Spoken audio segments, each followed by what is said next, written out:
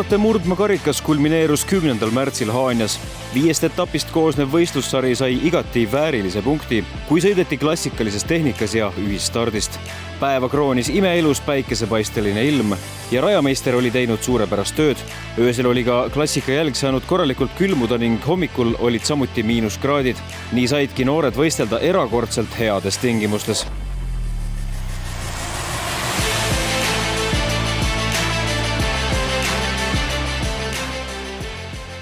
Volkswagen. N10 vanuseklassis startisid favoriitidena Kadi Bergmann ja numbri all 3 Saara Soome.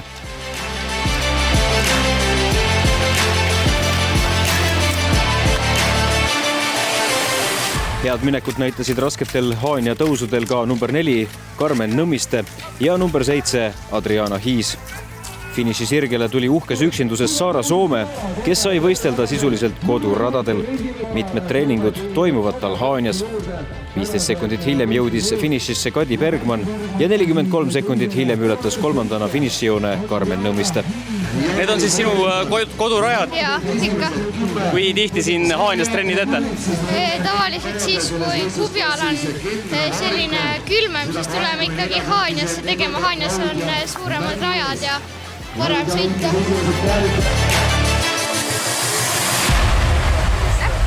M10 vanuseklassis läks suure favoriidina starti Jakob Pajur, kes on sel hooajal palju võite noppinud. Talle pakkus kohe stardist alates tugevat konkurentsi Sten Ots, 3. koha nimel võitles tugevalt number 22 Kasper Kala.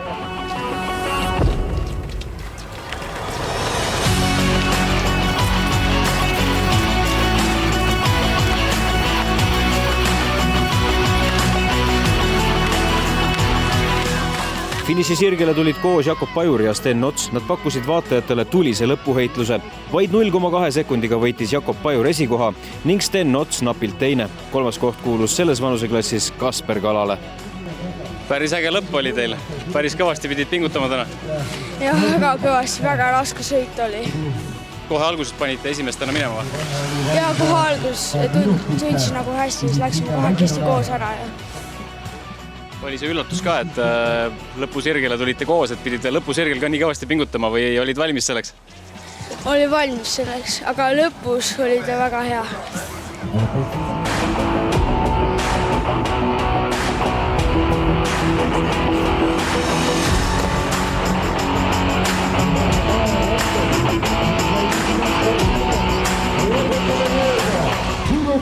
N12 vanuseklassis panid neiud stardist väga kiirelt minema. Grupi ees Kendra Varikov, Miina-Liisa Juhkam, Matilda Nuuma ja Marta Järviste.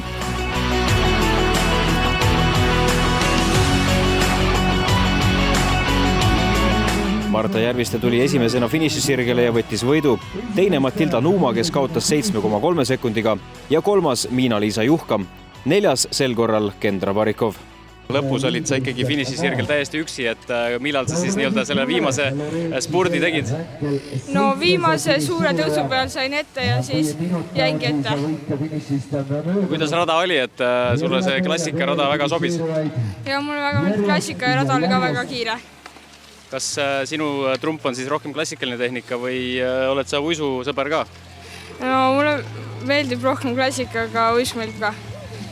Mis su enda unistused on, et suusatajana, kui sa juba siin Eestis parimatega suudad niimoodi võistelda, siis miks mitte kunagi ka maailma tippu jõuda? On sul unistus maailmas ka tegusid teha suusatajana? Tahaks küll olümpiale saada.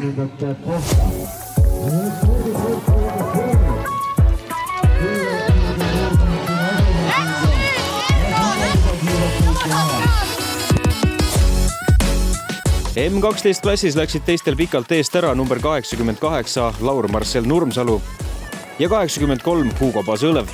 Nad kasvatasid teistega vahet iga kilomeetriga ja oli selge, et just nemad otsustavad täna võitja. Marten Kaljumäe võitles 3. koha nimel. Hästi liikusid ka Andre Vanasaun number 84 ja numbril 87 Juss Pikkor.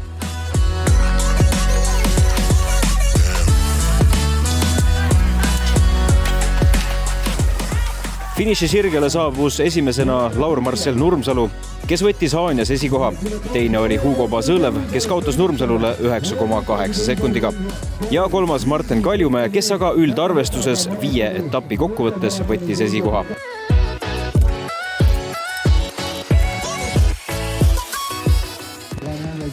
No nii, esimeselt ringilt tegelikult numbril 83, siis sina tulid kõige esimesena, aga teisel ringil ei jätkunud nii palju jaksu siis?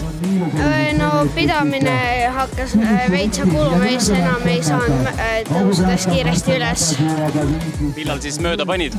Jah, seal tagasi oli kõige suurema tõusu veel jooksin. Ja kuidas oli? Sina oled siis, ma saan aru, kokkuvõttes võitja, et sa oled kõikidel etappidel osalenud ja oled rahul selle noorte MK-ga? Ja väga rahul. Siin sõidul, siin lõpusirkel nägin, kedagi ei tulnud, võtsin rahulikult, sõitsin lõpuni.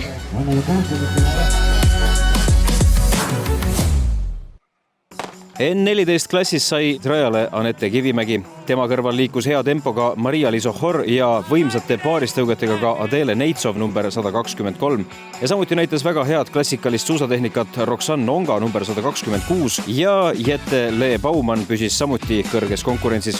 Berit Alliksaar oli kiireim ja teine Haanja etapil Anette Kivimägi, kolmas Maria-Liisa Horr.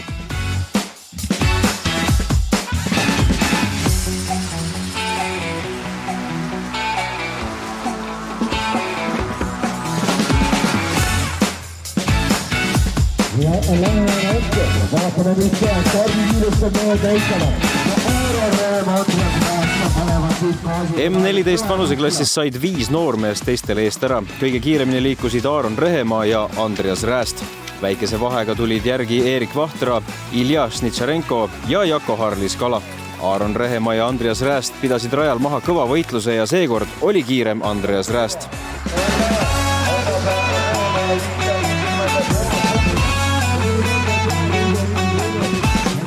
Aaron Rehemaa jõudis üle finišijoone 10 sekundit hiljem. Kolmas Erik Vahtra, kes edestas 3 sekundiga Ilja Snitšarenkot ja 4 sekundiga Jako Harlis-Kala. Et ühesõnaga viimasel tõusul tegid asjad selgeks? Jah. Ja ma vaatasin, et esimese ringi tulite koos tegelikult, et Aaron Rehemaa ikkagi päris kõva konkurentsi pakkus täna, aga kuidas siis oli, et sul oli suus ka parem või kuidas see lõpul sul parem oli? Ma olin tuules enamus ajast. Ja suusad olid ka hästi tehtud. Sain poheta veel. Kuidas on? Sa said nagu Aaroni taga siis tuules olla ja tõusudel võtsid järgi või laskumistel, kuidas teil oli? Et tõusudel nagu olime kõrvuti rohkem. Laskumistel läks ta ees. Ja ma libisin lihtsalt järgi. No Aaron ütles siin intervjuus, et tema unistused on ikka päris kõrged suusatamises, et tahab ikka olümpiale jõuda ja oma isa tulemused üle lüüa. Et kuidas sul on, et oled sa ka selline unistaja, et tahaksid olümpiale jõuda ja miks mitte olümpiamedalini küündida kunagi? Jah, muidugi tahaks. Aga tuleb trenni teha ja rohkesti. Üldkokkuvõttes läks aga noorte murdmakarikas sel hooajal M14 klassis Aaron Rehemaale, kes oli 5 etappi kokkuvõttes väga stabiilselt hea nii uisutehnikas kui klassikas.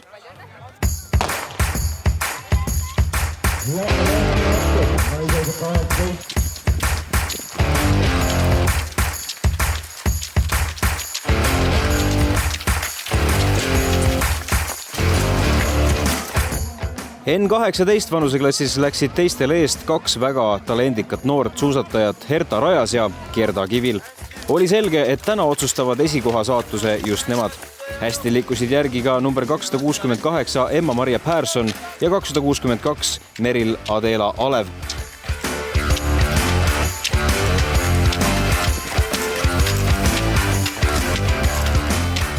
Gerda Kivil oli aga täna ülivõimas. Viimasel ringil edu aina kasvas ja finišis oli tema edu Herta Raja sees juba 23 sekundit. Kolmas Emma-Maria Persson.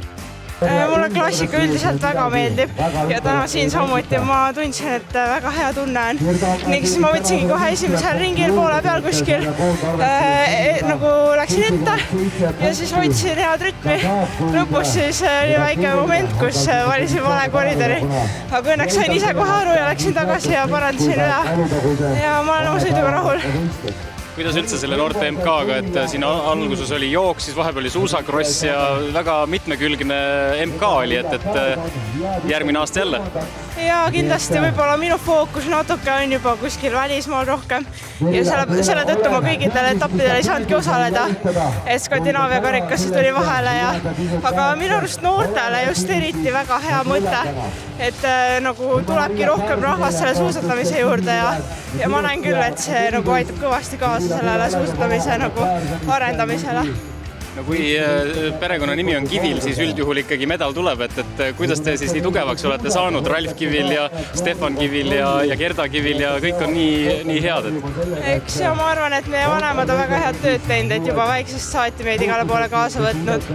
Ja ma ei tea, eks mulle ka suurem vend on eeskujuks ja käime koos trennis ja siis aitame üksteist ja ma arvan, et see viib meid kaugele. N16 klassis startisid esireast Mirtel Kaljumäe ja Anette Ahu, kellega koos liikus hästi kaasa ka Susan Sarapuu number 196. Palju ei jäänud maha ka Anett Liisa Parts number 194.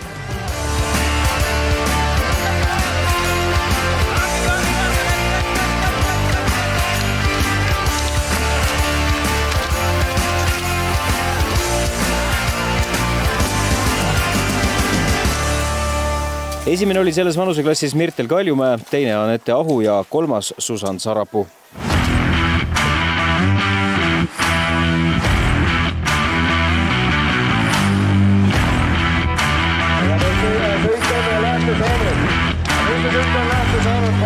Väga oodatud vanuseklass oli M18.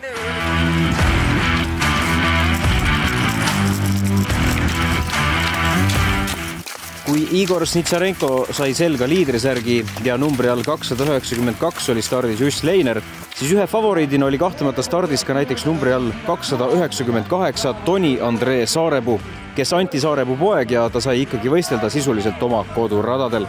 Väga võimsalt alustasid sõitu just Toni Andree Saarepuu ja teine võrumees Daniel Varikov number 309. Nad saidki teistega vahe sisse ja iga ringiga suutsid oma edu natuke kasvatada.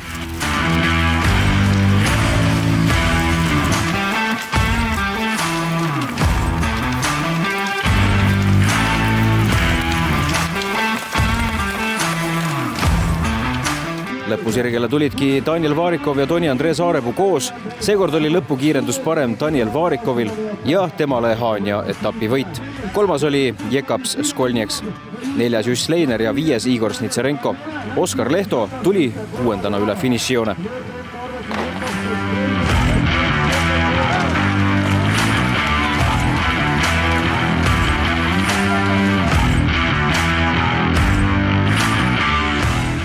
M16 klassis oli favoriidina startimas Stefan Kivil, kes noorte MK-l palju magusaid võite noppinud. Koos liikus päris suur grupp, mida vedasid number 226 Kristen Ryan Baumann, liidrisärgis Stefan Kivil, 251 Dominik Lopuchin ja 225 Rikko Markus Luik. Pisut jäid maha Ralf Mae numbri all 222 ja Kenneth Luuk 224.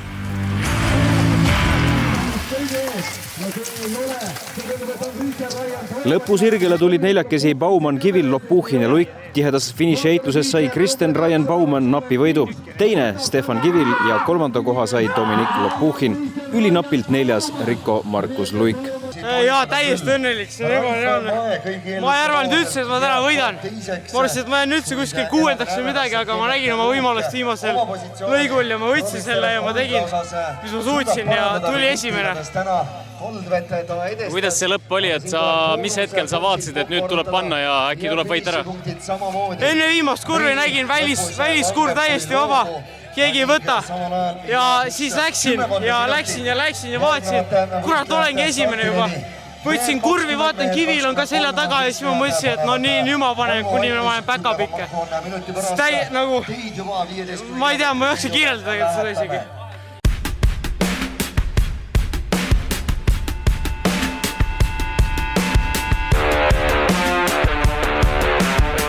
Viie etappi kokkuvõttes oli aga kõige edukam Stefan Kivil.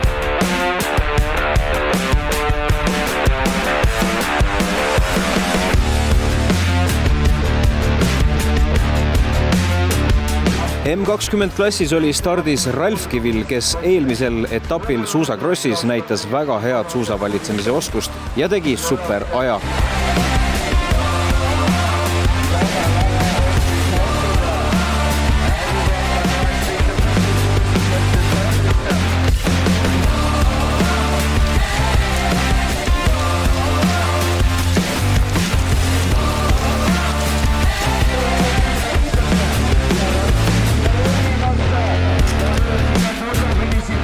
grupp liikus Haanja radadel koos, kus tempot tegid Olle Ilmar Jaama, Kris-Markus Krahv, Ralf Kivil ja Robert Sarapuu, samuti Aleksander Lisohor ja Richard Piho. Ka Lars Piirmann püsis grupis.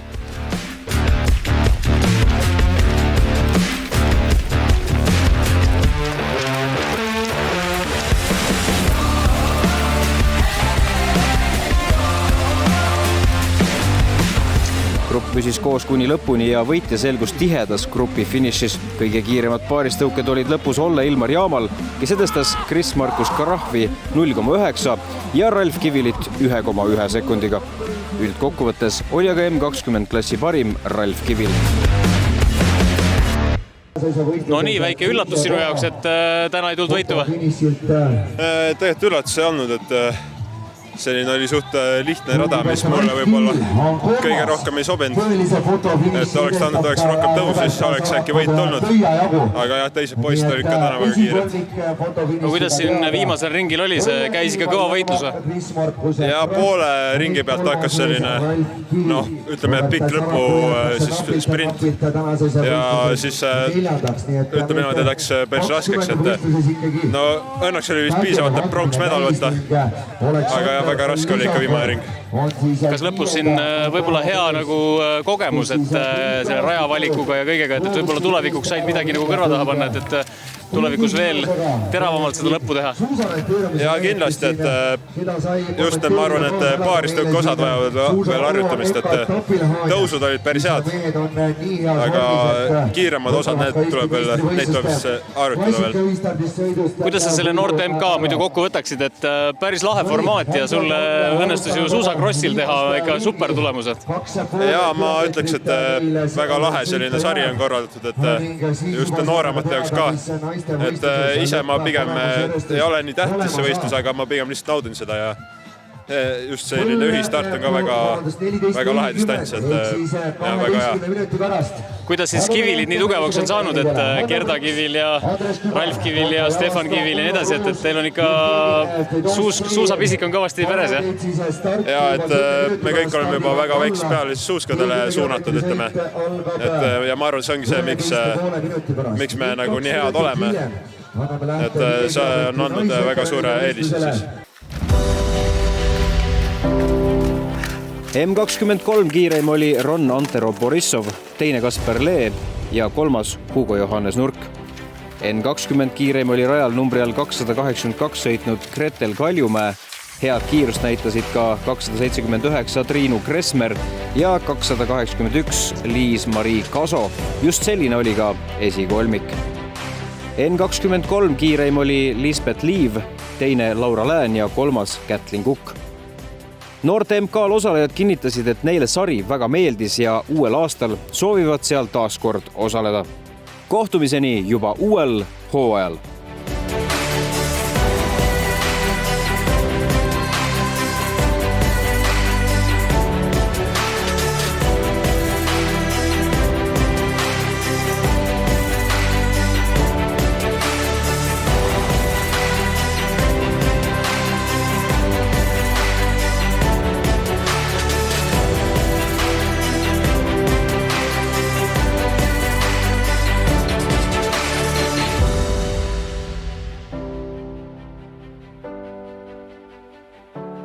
Volkswagen.